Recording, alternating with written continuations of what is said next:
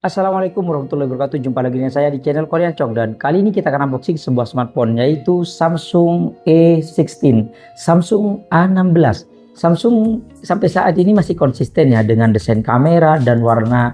Pokoknya mirip semua sih dengan ya lengkungan yang kayak gini. Ciri khasnya Samsung kayak iPhone punya ciri khas masing-masing sih. Dan seperti biasanya saya belinya online. Langsung saja kita ke unboxingnya. Let's go. Oke, ini dia box paketan kita kali ini dan langsung saja kita bongkar ya.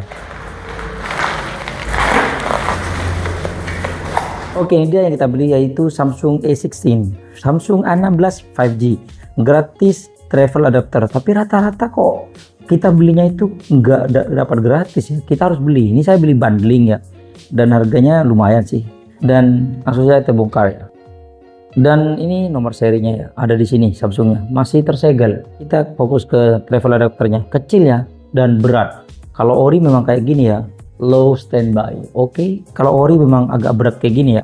Dan di sini smartphone-nya, kita langsung ke smartphone-nya. Dan di sini yang saya ambil ini yang varian RAM 8GB, internal 256GB. Yang saya ambil yang warna light green, warnanya hijau. Kita buka, sudah ala-ala iPhone gitu ya sekarang ya. Nah, cara bukanya di sini, ditarik gitu ya. Kok susah ya, kalau iPhone kan udah ada tarikan khususnya. Kalau ini tarikan khususnya gimana? Ada tempat khusus buat ditarik. Udah kita sobek kayak gini aja. Dan ini dia di bagian dalamnya. Sudah kosong, nggak ada apa-apanya. Dan di sini ada smartphone-nya masih terbungkus kertas.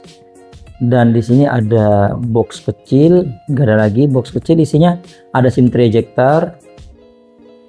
Dan di sini ada kabel charger Type-C to Type-C dan panduan singkat. Ya, ini aja yang kita dapetin kalau kita beli Samsung A16 5G, tapi yang bundling ya. Kalau nggak bundling, karena rata-rata nggak dijual bundling dengan adapter fast charging yang 25 wattnya ya. Dan sekarang kita beresin barang-barang ini dulu dan kita ke smartphone-nya. Wih, desainnya cakep guys. Copot stiker emailnya biar lebih keren. Kayak Samsung memang kayak gini terus ya. Yang pertama itu A34, A35 dan sekarang A36. Ini yang kemarin A14, A15, A16 kayak gini terus. Kita nyalakan dan sambil lalu kita bahas bagian sisi-sisinya. Di bagian kanannya di sini ada tombol on off dan sekalian merekam fingerprint ya. Ada tombol volume up down, dan di bagian atasnya di sini ada mikrofon. Di bagian sisi kirinya di sini ada SIM tray yang dia modelnya hybrid, dual SIM atau satu SIM card dan satu SD card. Ada karet pengamannya warna merah. Oke. Dan di bagian sisi bawahnya di sini ada mikrofon, colokan charger Type-C dan juga grill speaker. Dan kok langsung nyala? Biasanya setup dulu ya. Berarti ini sudah diaktifasi ya. Buat laporan nanti seharusnya harus diaktifasi dulu sih. Dan sekarang kita lihat internalnya. Internalnya yang 256GB sudah kemakan 23,0GB ya. Sudah kemakan 23GB. Ini lumayan sih, enggak nyampe 30GB. Dan di sini sudah aktifasi ya. Dan sekarang kita setting bentar. Oke, ini dia smartphone-nya dan saya sudah setting bentar wis. Kalau kita lihat desainnya, ya kenapa kok masih poni ya? Ya, harga 3 jutaan masih pakai poni. Ya, desainnya mirip-mirip sih dengan sebelumnya. Cuma ini lebih mirip ke seri berapa ya? Seri 3 ya, 34, 35, 55, 54. Mirip sih. Yang kemarin yang A15 kayaknya enggak kayak gini sih. Agak kayak apa, di sininya itu agak percorak gitu ya, kotak-kotak udah bergaris-garis gitu ya. Apa itu seri M ya, agak lupa. Oke, dan sekarang kita bahas bagian variannya dulu. Ini variannya ada dua sih, ada yang 5G dan juga ada yang 4G.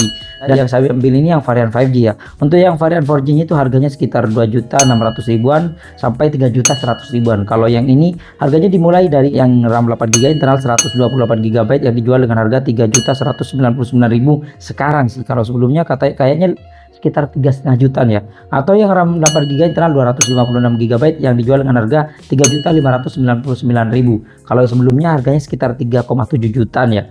Selisih sih. Dan sekarang kita bahas bagian varian warnanya. Ini warnanya ini ada 3 varian warna. Ada grey, water green dan midnight blue. Yang saya ambil ini yang warnanya water green, birunya air. Oke. Dan sekarang kita bahas bagian bodinya. Bodinya ini menggunakan plastik dan framenya juga menggunakan plastik ya. dan dia juga memiliki IP54 yang tahan percikan air dan juga debu ya.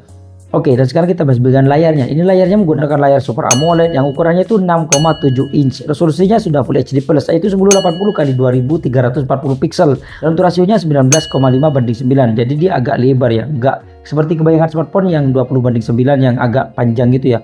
Ini agak mirip ke iPhone yang 19:9, ini agak lebar gitu. Dan refresh rate-nya sayang banget masih 90 Hz. Dan untuk kecerahannya sih saya nggak tahu, tapi di outdoor itu lumayan sih, lumayan kelihatan. Dan untuk proteksinya saya kurang tahu, kayaknya nggak ada proteksinya ya.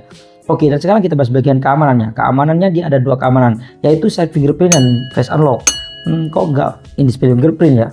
Kita coba cepet. Tes. Oke, akurasinya kurang sih. Dan sekarang kita tes face unlocknya. Dia bisa ketuk 2 kali untuk matikan dan menyalakannya ya. Oke. Oke, agak lambat ya. Dan sekarang kita bahas bagian Androidnya. Di Androidnya menggunakan Android 14 dan interface-nya menggunakan One UI 6.1 yang katanya bisa dapat upgrade sampai 6 kali ya. Dan sekarang kita bahas bagian prosesornya. Untuk prosesornya dia menggunakan prosesor dari MediaTek yaitu Dimensity 6300 yang sudah 6 nanometer, didukung dengan RAM 8GB, bisa ditambah 8GB dan internal 256GB. Yang mana kalau kita lihat di Antutu benchmarknya dia mencapai 408 ribuan. Oke lah. Dan untuk sensor-sensornya dia lumayan lengkap sih. Gyroscope-nya juga ada ya. Dan untuk lain-lainnya dia Bluetooth-nya sudah 5.3, NFC ada, speaker sayang banget masih mono ya. Yang mana kalau teman-teman pengen dengar suaranya seperti ini.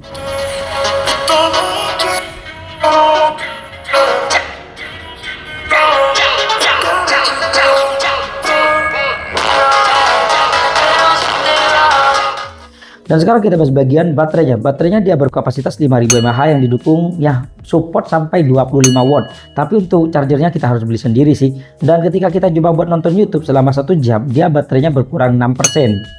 Dan ketika kita coba ngecas dengan charger yang 25 watt Samsung, dia 10 menit bertambah 11%, 20 menit bertambah 22%, dan 30 menit dia bertambah 33%. Biasanya itu tambah naik itu biasanya tambah berkurang, dari awalnya bertambah 11% jadi bertambah 10%. Ini malah tetap ya konsisten di 11% sampai setengah jam. Kalau lumayan lah, oke.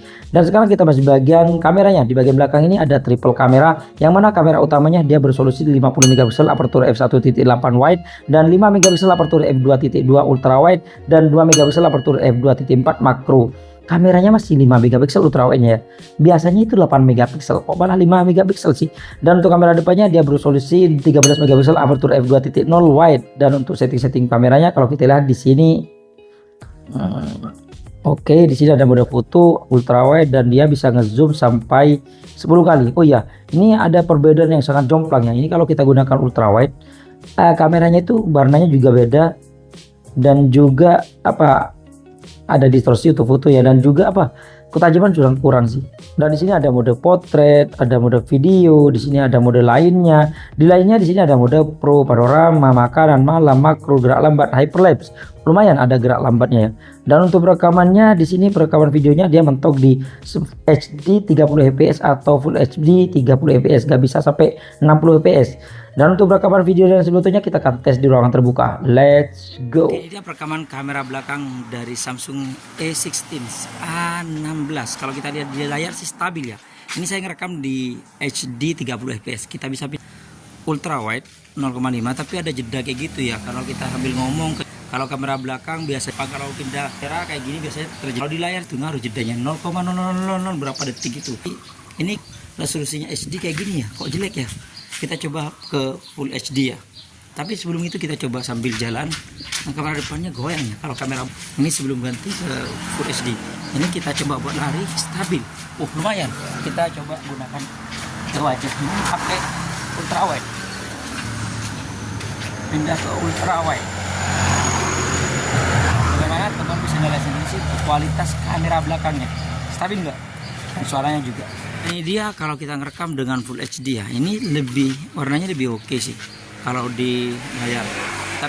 Dan kita pindah depan nih, warnanya itu enggak seburik atau enggak segelap tadi sih kalau kita gunakan Full HD.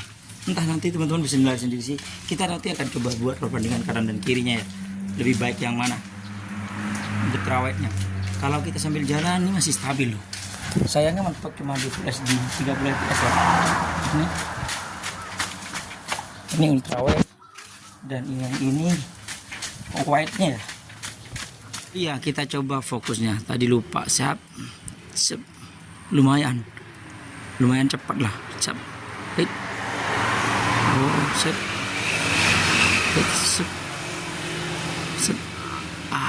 Lumayan lah. Oke, ini dia perekaman kamera belakang dari Samsung A16, Samsung A16. Kalau malam-malam kayak gini ya, terang, lumayan terang. Dan kalau kita ganti ke ultrawide, aduh, jomplang banget, gelap banget dan kurang tajam. Dan kalau kita putar ke wajah kayak gini.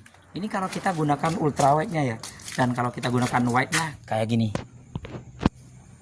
Perbedaannya jauh banget sih, jomplang kalau di low light. Kalau di cahaya yang terang masih mending, agak samar-samar ya, tapi ketara sih sebenarnya karena resolusinya jauh berbeda.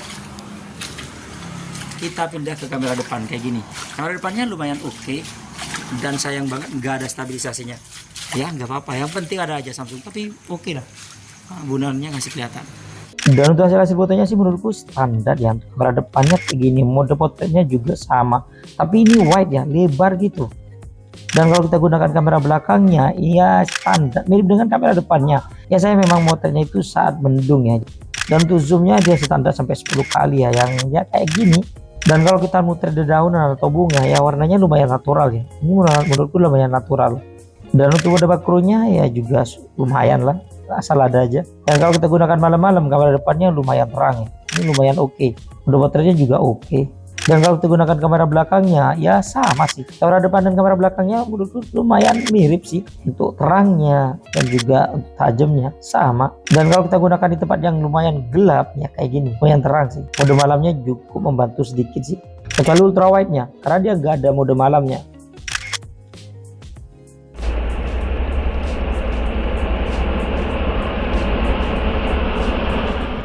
Oke, itu dia hasil perekaman video dan juga jepretan foto dari Samsung A16, Samsung A16. Bagaimana teman-teman, suka nggak? Oh ya, saya lupa nyebutin satu lagi, 5G. Ini yang varian 5G. Bagaimana teman-teman, suka nggak hasil kameranya seperti itu? Untuk foto sih menurut saya sih oke, tapi untuk video itu agak beda sih. Kalau kita gunakan HD itu kayaknya kurang tajam dan juga agak gimana ya, agak burik gitu ya. Kalau kita gunakan Full HD ya, kalau untuk kamera utamanya sih oke, tapi kalau udah pindah ke ultrawide itu jomplang banget sih, jomplang banget. Lebih baik kita gunakan yang kamera wide, tapi asal ada aja. Kayaknya memang Samsung ngasih di harga 3 jutaan ini asal ada aja sih. Tapi yang sebelum-sebelumnya kok enggak sih, agak mirip ya antara kamera ultrawide dan kamera wide-nya. Ini jomplang banget sih antara kamera wide dan ultrawide, apalagi kalau di keadaan low light. Dan sekarang kita akan bahas bagian kekurangan dan kelebihan dari Samsung A16 ini. Oke, dan sekarang kita bahas di bagian kelebihannya dulu. Kelebihannya yang pertama, dia sudah 5G. Yang kedua, dia sudah Super AMOLED. Yang ketiga, dia ada ultra wide-nya. Yang keempat, katanya bisa upgrade sampai 6 kali sih. Dan yang terakhir menurut saya sih kelebihannya karena dia support 25 watt ya. Yang sebelumnya cuma mentok di 18 watt doang ya. Kayaknya itu doang sih. Ya, kelebihannya menurut saya sih itu doang. Kalau misalkan chipsetnya menggunakan Dimensity 6300, apa itu kelebihan sih? Menurut saya sih standar ya, karena banyak yang lebih tinggi di harga segini kayak 7300 yang sudah 5G dan lebih stabil. Dan sekarang kita bahas bagian kekurangannya. Yang pertama, dia kekurangannya tentunya nggak dapat charger, dan yang kedua nggak dapat screen protector, yang ketiga nggak dapat casing, yang keempat dia nggak ada OIS-nya di kamera belakang, dan yang kelima dia nggak ada AIS di kamera depan. Kamera depannya goyang. Dan yang keenam, dia nggak ada dual videonya. Dan yang ketujuh masih side fingerprint, harga 3 juta masih side fingerprint. Yang kedelapan, dia masih 90 Hz. Entah ini kelebihan atau kekurangan, menurut teman-teman bagaimana? Silahkan komen di kolom komentar. Menurut saya sih kekurangan ya, karena di 2 jutaan ke atas sekarang sudah pakai 120 Hz semua. Rata-rata 120 Hz ya. Ya ada sih masih yang 90 Hz termasuk ini sih. Yang ke-9 nggak ada jack audio 3,5 mm-nya. Yang ke-10 dia nggak ada AI erasernya. Jadi pas kita masuk ke setting itu nggak ada AI erasernya. Oh ya, satu lagi, dia ternyata nggak bisa mode malam di ultrawide-nya ya. Ini sayang banget sih, karena ultrawide-nya itu gelap banget karena cuma 5 megapiksel. Dan uniknya dia bisa pindah lensa itu tanpa nge-fresh, cuman dia kepotong aja. Jadi lebih enak kayak gini daripada nge-fresh, dan ya akhirnya kepotong juga. Mendingan langsung kepotong aja tanpa nge-fresh hasil perekaman kameranya dari ultrawide ke wide dan juga kamera depan kalau kita pindah-pindah lensa. Ini keren sih. Dan yang terakhir, kok masih pakai poni? Ya, masih poni kok nggak pakai punch hole ya? Ya entah ini Samsung gimana sih? Apakah Samsung cukup pede dengan poninya? Tapi menurut saya sih sekarang sudah pakai punch hole semua. Sudah jadi standar sekarang pakai punch hole ya. Pakai dynamic island, dynamic bar, dynamic apalah pokoknya seperti itu. Ya mungkin itu aja sih. Dan apakah HP ini recommended? Menurut saya sih recommended ya, dengan support charger yang sudah 25 watt, 90 Hz, AMOLED. Tapi kalau teman-teman sudah punya HP sebelumnya kayak misalkan 14, A15 atau M15, menurut saya sih nggak begitu upgrade banget sih. Walaupun dia sudah menggunakan Dimensity 6300. Ya overall ya kayaknya 6300 ini setara dengan Helio G99 atau Helio G100 sih. Cuma bedanya dia sudah 5G ya. Karena di harga sini banyak yang lebih keren sih. Oke, mungkin segini aja sih unboxing kita kali ini. Terima kasih buat teman-teman yang sudah mampir di channel kami. Jangan lupa yang belum berlangganan silahkan tekan tombol subscribe. Kalau suka di like, kalau nggak suka diabaikan saja. Sampai jumpa di video unboxing berikutnya. Assalamualaikum warahmatullahi wabarakatuh.